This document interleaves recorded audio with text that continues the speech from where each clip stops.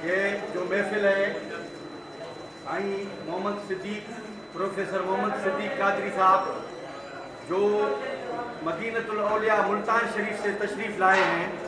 हम बचपन से जब अपने मुर्शिद की दरगाह पर जाते थे और छोटे होते थे तो उन दिनों से आज तक इनकी दाढ़ी काली हो गई, मगर उसने मुर्शिद की जो नौकरी दी है उसने अल्लाह पाक ने और मुर्शिद के मुसलसल नौकरी की वजह से उनकी इज्जत अफजाई जो हुई है, हम बनवा के लिए आज धरती पे ऐसा समझ रहे हैं कि मुल्तान की हमें झलक नजर आ रही है। स्टेज ते वेठल मानवारा साईं सरदार दादा आसिफ चाचड़ साहब, असांजा अदीब लेखक दोस्त मोहम्मद परेल दायो, बेखुद बलोच गुलाम मोहम्मद गाज़ी, जाम हाकिम साहब, नाला खणबा साईं गुलाम आबिद कुरैशी साहब। तो टाइम घणो थी वेंदो, ॻाल्हि ॻाल्हायूं जंहिं मक़सद लाइ अॼु गॾिया आहियूं।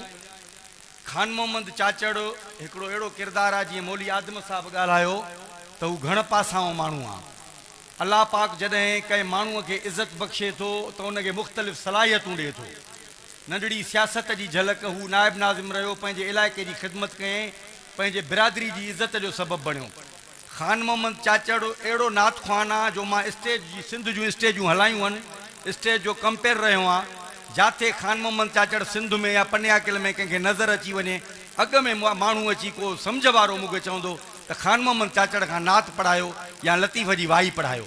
हिनखे ख़ुदा उहा ॾात ॾिनी आहे जो अर्जन दास उस्ताद खां वठी सिंध जो को बि आलिम हिन जे आवाज़ जो पहिरीं आशिक़ु रहियो, ऐं मोहम्मद मुस्तफ़ा जी नात जे सिले हुनखे अॻिते वधाईंदे ही जेको किताबु आहे खानन खादिम खैरुल वरा, हाणे तजनी से हरफी में लिखियल आहे पढ़ियल साईं, खानन खादिम खैरुल वरा, टे खेसियूं अचनि।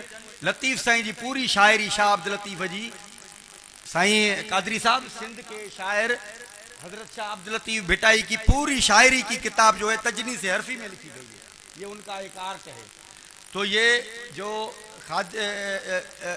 खान मोहम्मद के जो यो एज़ाज़ मिलियो आहे, जेका हुन कुदरत के उनके ॾात ॾिनी आहे, आकाए मोहम्मद मुस्तफ़ा जे मोहब्बत में हुन जेको कदम खयो नात वारो, उनके तमामु घणो बहितरीन माहौल मिलियो।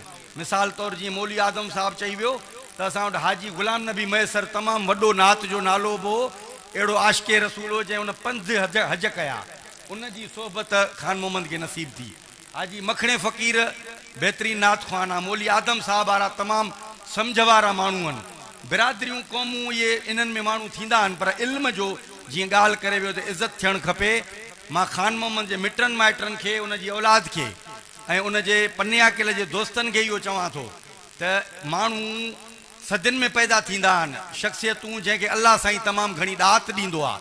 अहिड़े ई सिलसिले में खान मोहम्मद ही किताब शाया करे सिंधी अदब में रसूल पाक जे नात ख़्वाननि में पंहिंजो नालो पैदा कयो आहे।